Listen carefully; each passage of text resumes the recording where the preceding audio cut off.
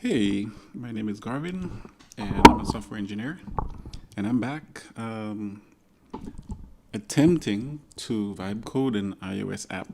I've been using this use case of creating a Roku remote iOS application. I've been trying different tools to see how well they work, how fast they work.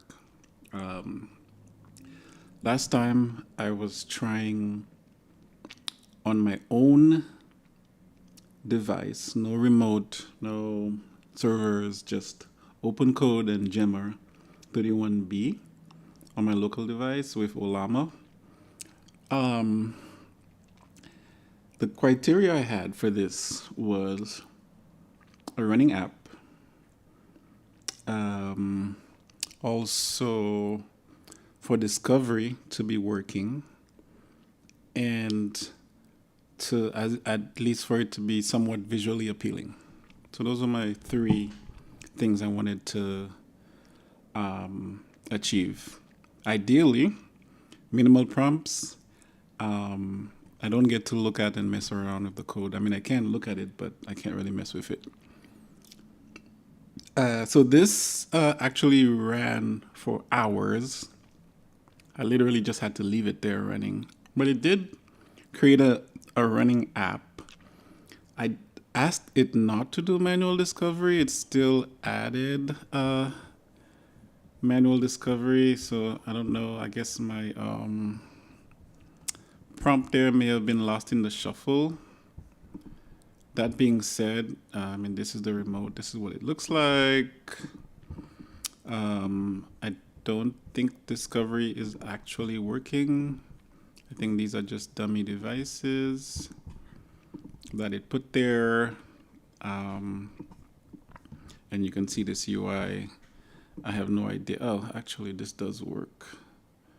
But one of these, I don't know if it did a different type of discovery or what, but this 10.0, whatever this is, does work. It connects to the device, and it didn't give me the name, the actual name, so I don't know. I don't know actually how it, what method it used and um,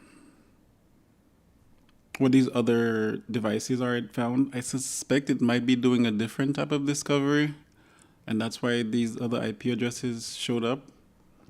Um, but that being said, uh, I guess you can say that the remote does work um, with a couple kinks. So kind of sorta. So that's not bad. Not bad for a device that for a model running on my computer. It still gave me a functioning app basically. I have no doubt that if I just kept messing with it or prompting and iterating with the model, that it would do even better.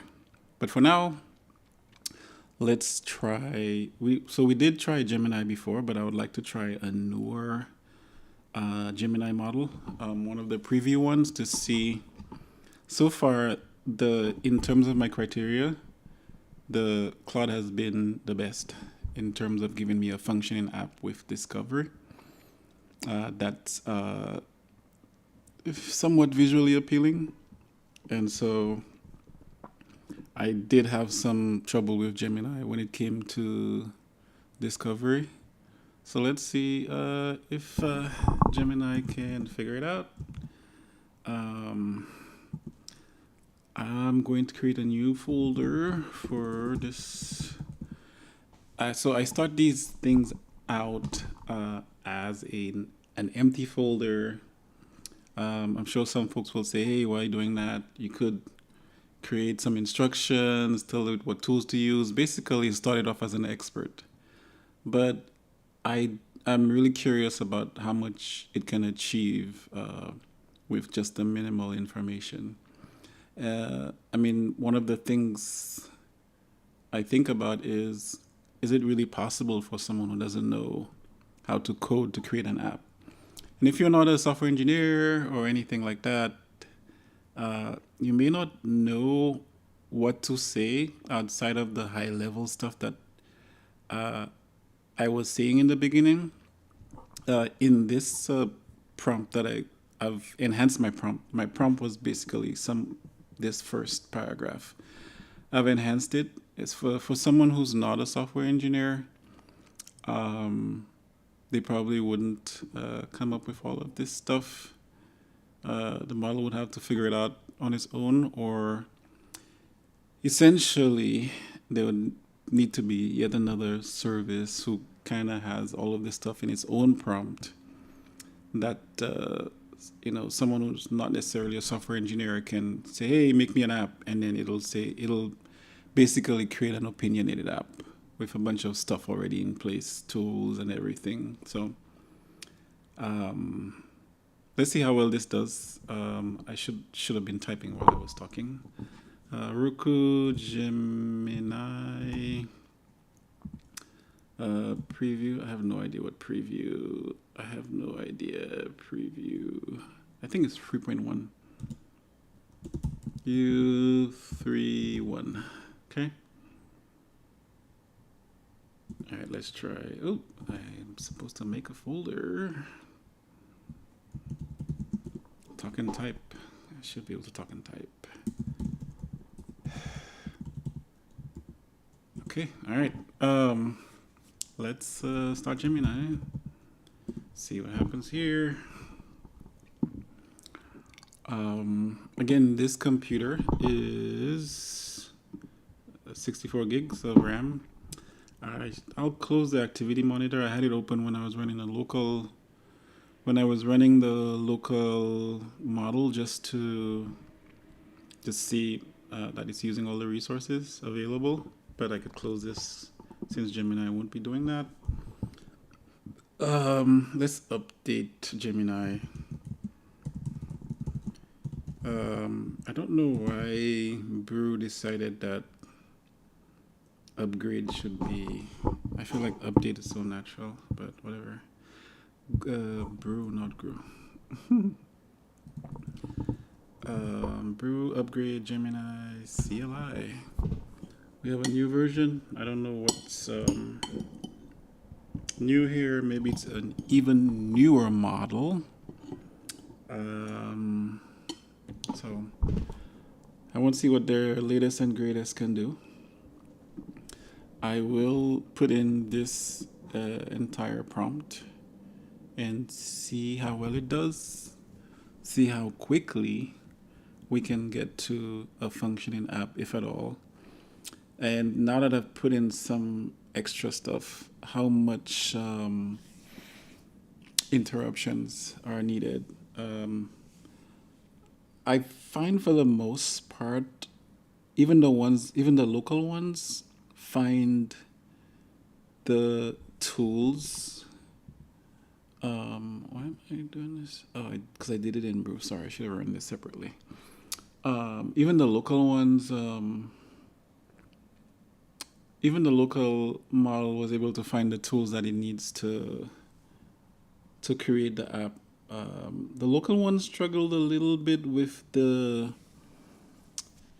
project generator, so it took quite some time to figure out what to do there, but eventually got it working. Gemini, Claude, and the Claude models for OpenCode were able to quickly figure out what tools to use to generate a project. I think I need to close this and start over. Okay. Yeah, so those other tools were able to we are adding more robust detection of policy violations, use cases, and changes how we prioritize traffic. Okay.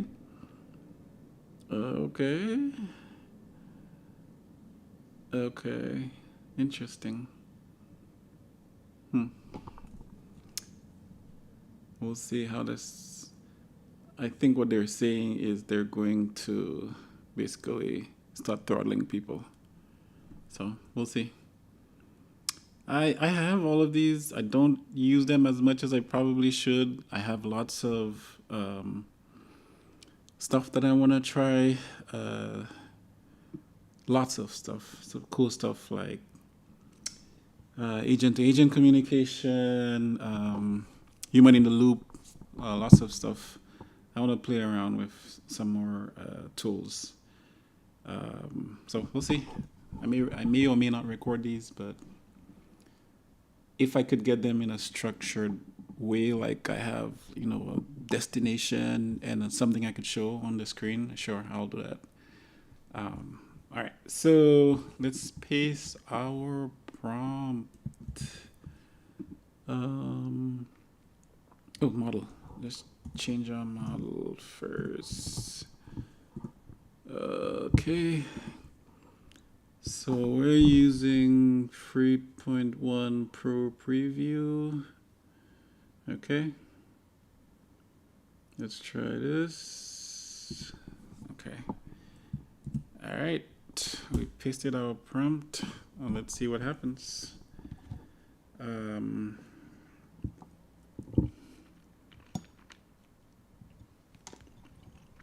Gemini, let's see what you can do.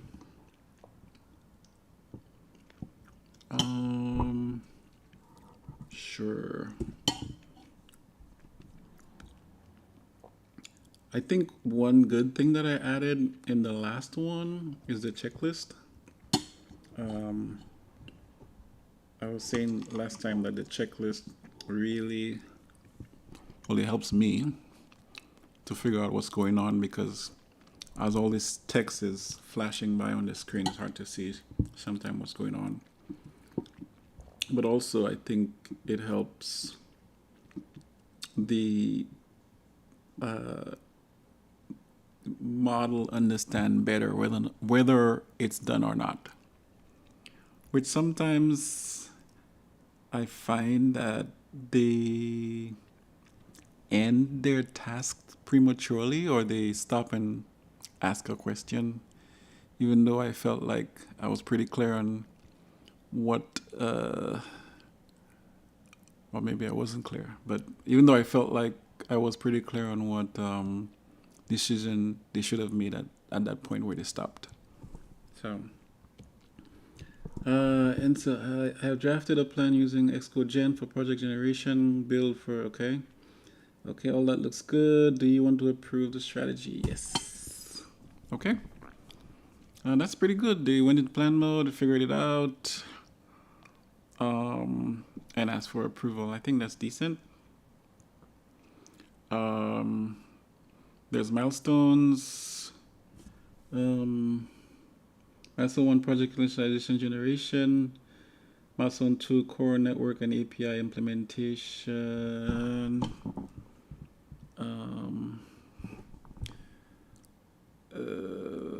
I think that's fine. Yes, I think that's fine. I was going to say to further break down the milestones, but I'll let it do it. I'll just let this do its thing. Vamos ver.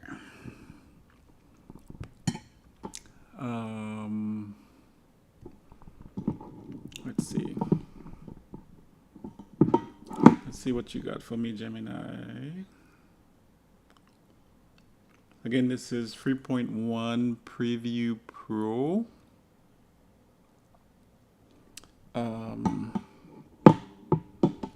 hope my sound is better this time. I'm pretty sure my mic setup was not correct the last time, and so I think it should be good. I'll check it out after. I probably need to improve my setup too and have an actual monitor and not just another computer as my second monitor. I also need to better understand how to tweak OBS. It took me forever to sit down, take the time, and get the stuff configured to do streams. 1 minute. That's quite some time. I'll say thinking. It's reminiscent of the local model. At least it would be nice to start churning out some stuff so I know it's working. Let me check activity monitor just because I want to see what resources are being used. I want to see what resources are being used right now. Not much, so I think it's fine. Okay. It's taking a lot of time to think. Is there some sort of, while it's thinking, is there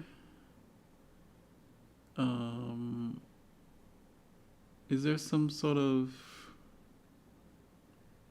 background? Hey, can I ask you a question on the side while you're doing this? So I know Claude has by the way, which is cool.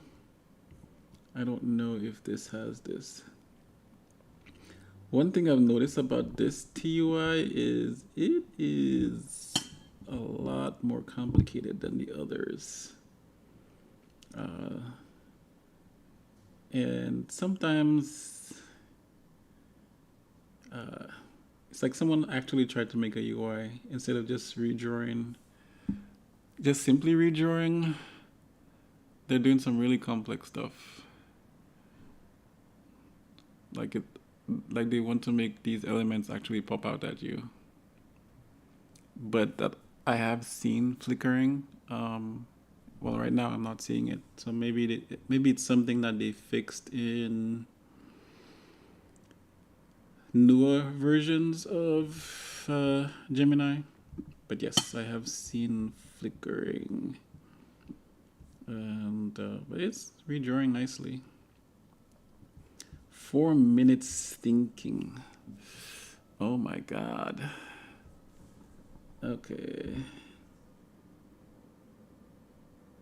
Okay. So now I think we're good. Let's start finding tools and generating the project. At least when it's slow, I can actually follow along. So maybe that's a good thing. I don't remember the 3.0 being slow to start like this. I think I had it on auto 3.0. But I'll try different ones. I'll try Flash. It's good to understand what to select when you're trying to optimize for a specific thing.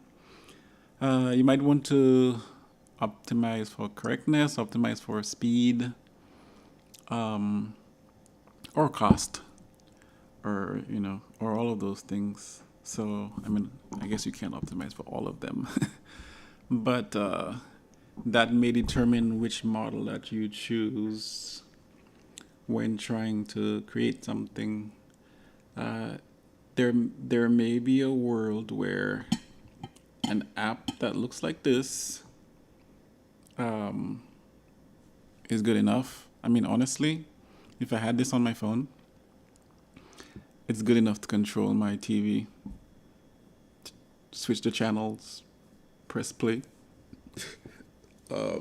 It's not as visually as appealing as what we're used to, but it's good enough. It works. So it really depends on what you're optimizing for.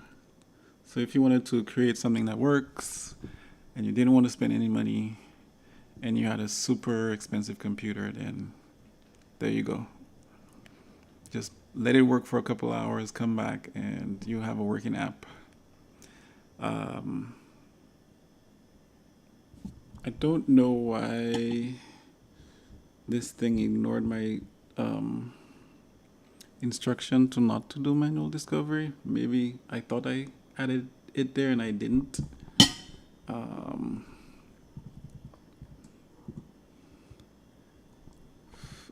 Stats, checks and such, footer, configure items appear in the footer status line. Okay. Wait, what?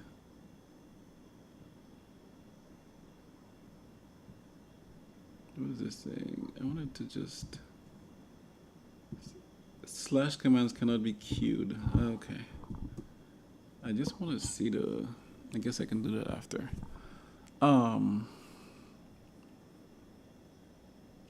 For this UI, it would be nice to get, similar to OpenCode, have the, and maybe there is a way to do this, have the stats on the side.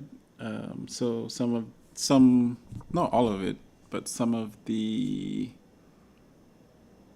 stats that show up when you're done with your session, it'd be nice just to live track so you can see how efficient you're being. I find that this model compared to the Frio model, or maybe it's just they haven't dedicated resources to this preview. That's possible. And the production model just has way more resources, so it appears to be faster to me. That would make sense. But then again, if you're trying a new model and it's slow, you might lose faith in it. So it's a tricky situation. But you definitely want your, your SLO models to have all the resources they need compared to the one that says preview, which can break, and it happens. Basically, buyer beware.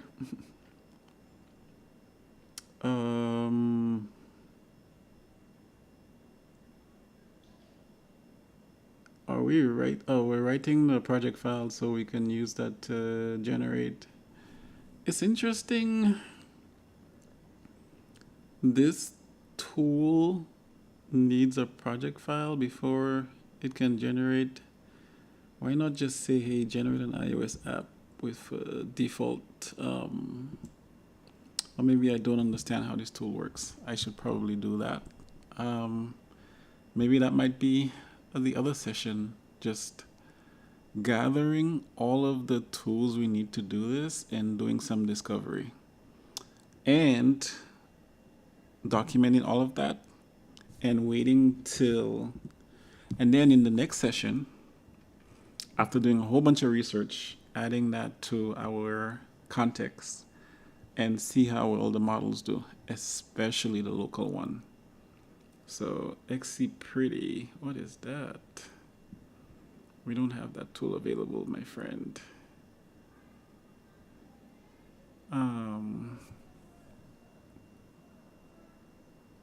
Yeah, so I was hoping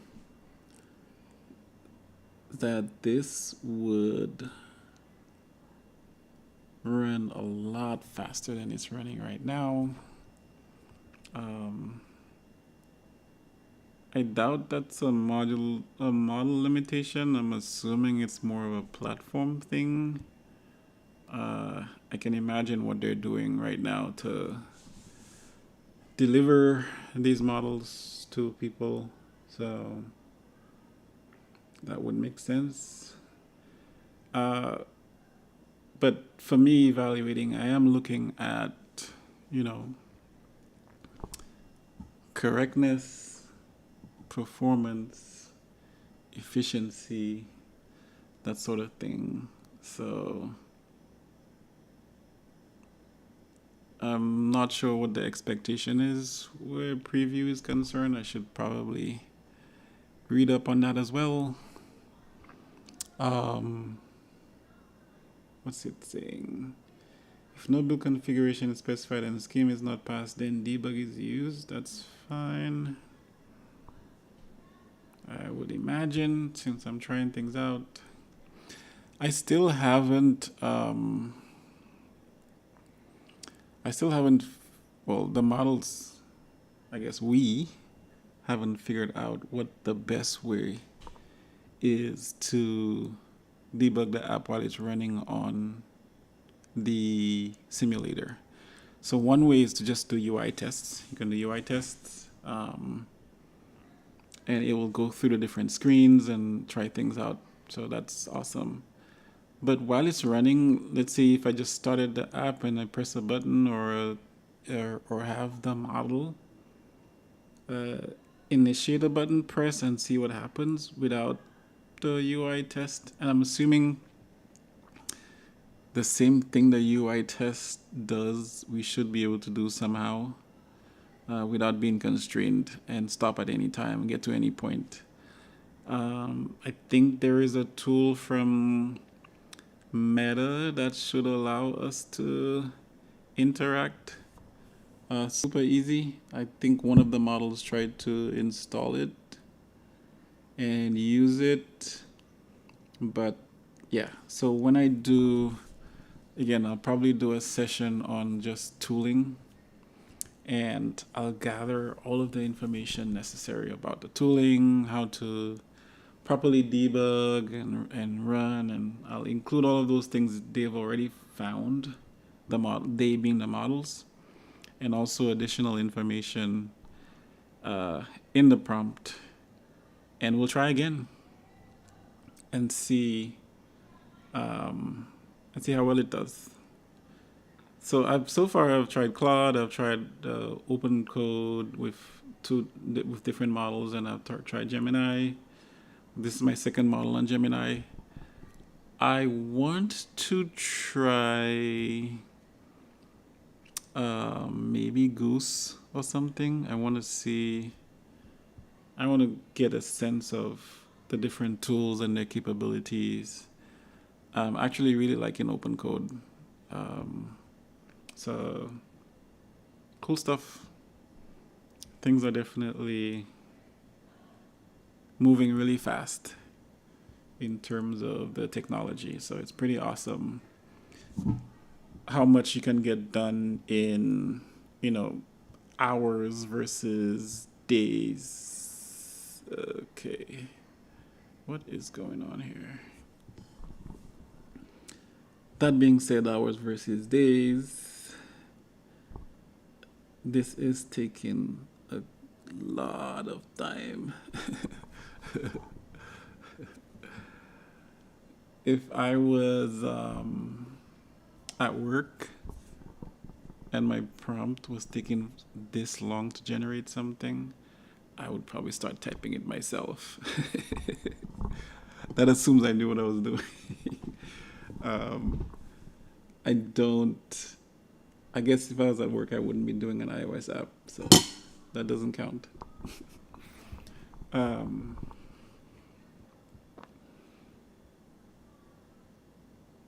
I guess it's fair to say that while it's doing this, I'm basically free to do something else. So it's fair.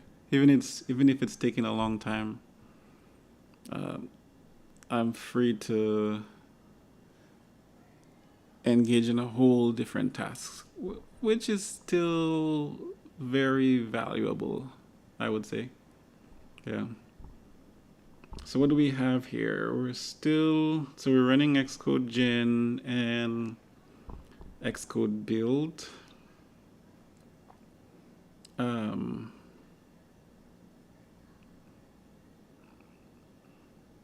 Okay.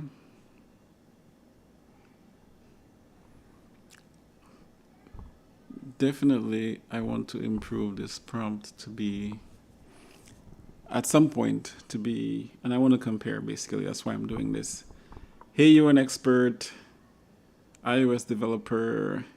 You have all of these tools to aid you in the development of this Roku application. Here's the documentation. Here's exactly what I want you to do. Here's how I want application to look and function. I want the first screen to be automatic discovery, don't include manual discovery.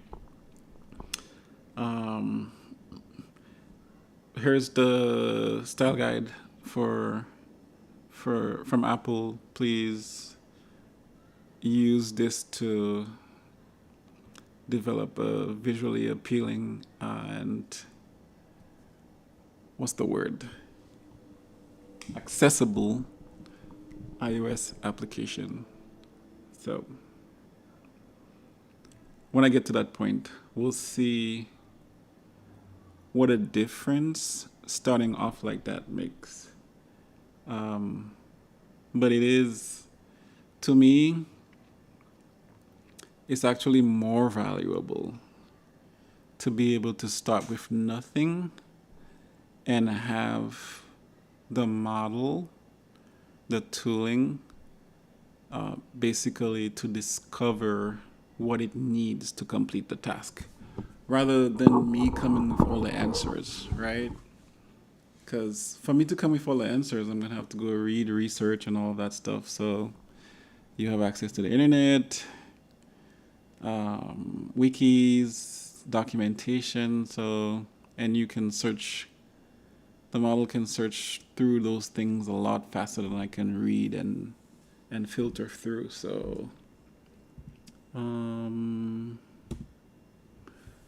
So then it should be able to do that faster and more efficient than I can. Oh, it opened a new emulator 17. Interesting. Don't know why, but that's fine. I'm going to actually close this one. Why is it doing that? Before I close this one, let me not. I don't know why it used the 17s and instead of the. Wait, is this the 17 Pro? Okay. Interesting. Oh, there is did I say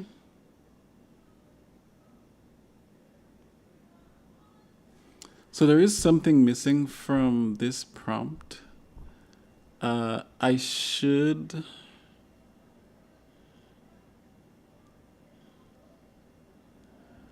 make it clear that there is a Roku device on the network where the simulator is running and it should be able to find it. I should probably make this more clear, and so it doesn't just give up. So, because saying, hey, don't stop until you get automatic discovery working is probably not as clear as I could be. So let me do this. So I don't want manual discovery. Run the app, look at the auto, look at the application logs and fix the auto discovery works. I don't want mock devices. There is a real Roku device on the network, and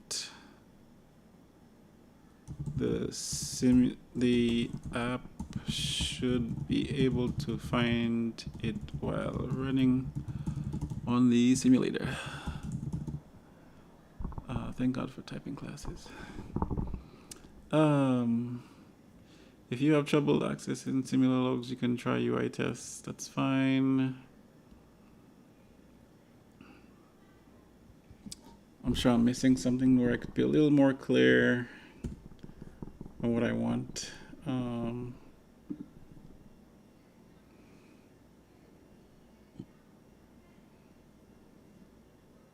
What do we have?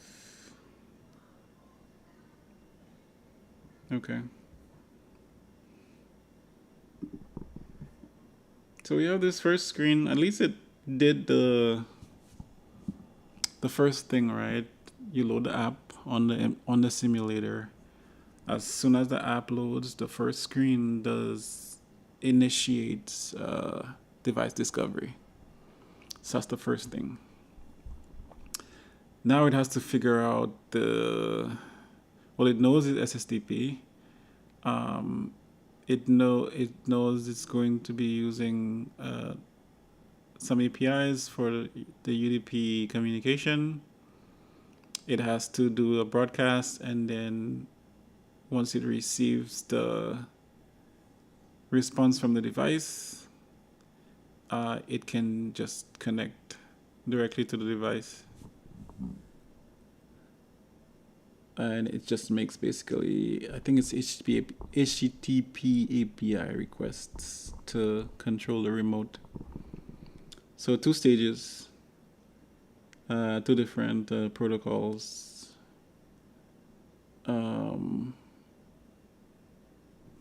So a very good, not super complex application, but still it has its bit of complexity mixed in there. But it's also a fairly straightforward set of requirements. So it's a good test. And yeah, so I'm just testing all of these tools. I have a bunch of stuff I want to try out and to do. And this exercise helps me better understand the tooling, better understand the models and their capabilities. Something as simple as how fast can it run? How much does it cost? You know, how explicit do I need to be? That sort of thing. So I'm ranking all of these things in my head.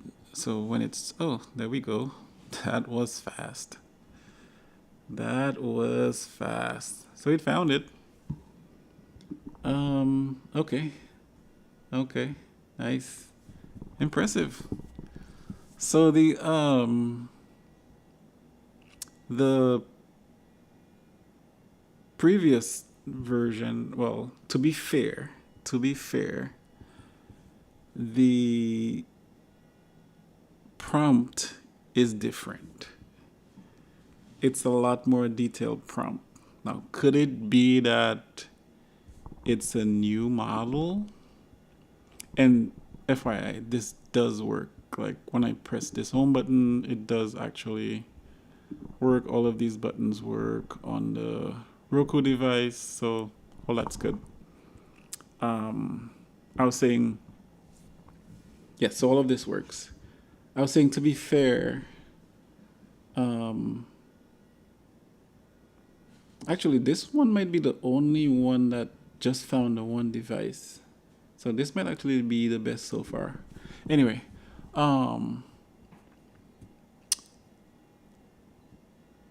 in terms of comparison, so before I used Gemini, and I had quite a bit of trouble with discovery, and notice, and if you look at the first Gemini video, I had some interactions. With this one, I haven't had any interactions. Period. Outside of my original prompt, no interactions whatsoever. Just only to say, yeah, sure, you can do this. That's it. So that's pretty awesome. That's pretty awesome that we got this far without me having to clarify or add additional context. That's what I was saying. Compared to the first Gemini run, it was a different model. It was a 3.0 model, I believe. But also my prompt was a lot more vague. And so maybe I might just go back to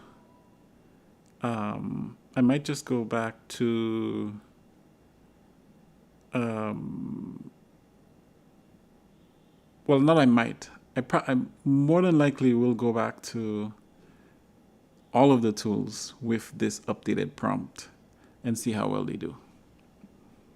So, and if they can get, if all the tools can get to this point, that would be awesome. Actually, let me do this. So I said visually appealing. I'm not impressed with visually appealing. It works, yeah, but this is not visually appealing. I'm sorry. so, so, using Apple design guidelines and the new liquid glass.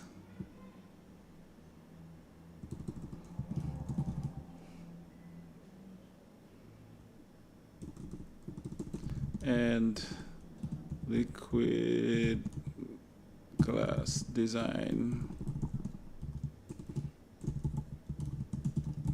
Okay, so basically I'm going to modify this prompt to say that the app should be visually appealing using Apple design guidelines and liquid glass design elements. Interface elements, actually. So this was a bit vague. So let's see if we can say use liquid glass to design to make interface more. Use liquid glass to make the interface more visually appealing and accessible. I don't know if I spelled that right. So, but yeah. So I actually one-shotted it with my prompt, which is pretty cool to have a working iOS app that I can install to my phone. Right now, I can run on my device, and it works. Like, I can think of anything that I want to do that I would want on my phone and just type it up, and it just works. I don't have to know about all the different frameworks, well, maybe a little bit, but I don't need to know in detail how to wire things up. I don't have to, like liquid glass, for example. I heard about an announcement. I don't have to understand anything exactly how it works. I just need to know that that's the new styling, right? And I can just mention it, and they probably will do a decent job of implementing it. So that's pretty awesome that I can basically create an app that's functional, decent looking. In how long have I been on here? An hour or so. So that's pretty awesome. We'll take a pass on the white on the gray and the white background. I don't remember which model it was that basically was. It looked at the screen, it took screenshots, and based on that, it was able to determine that the app probably wasn't visually appealing because of white on white backgrounds. And so this is not bad at all. This is not bad. I'll take it. I'll take it. And it still works. Yeah. Yeah, so I will say that this is a success. I could have this on my phone, and it can help me watch TV. And for me, these tools are really like, what can I do with them to create something that's actually useful? And so that's why I've chosen this project. So just to show that I can actually, make something that I can use with this tooling for it to be worth it. So, all right. I think that's it. Thank you. Till next time. Um, I should also try a different Claude model. Um, let's see how well that goes. I want to keep tweaking the local models. At first, when I tried, I couldn't get anything to run. Now it's running and it's creating an app. Of course, there's the difference. I could probably make the local one run better. The thing is, I don't have hours to sit here waiting for it. Um, so that's the only issue. But I could probably prompt it to improve this UI to be just as good as this, to remove the manual discovery. Um, I one here. I don't know what. I think this thing just figured out what it needed to do, which would be pretty awesome if that's the case. So I actually want to look at this code to see if it figured out exactly what it needed to do the UDP discovery, or it found some other way, um, like for example, cheating by scanning the IP range. so so we'll see, but it works. Till next time.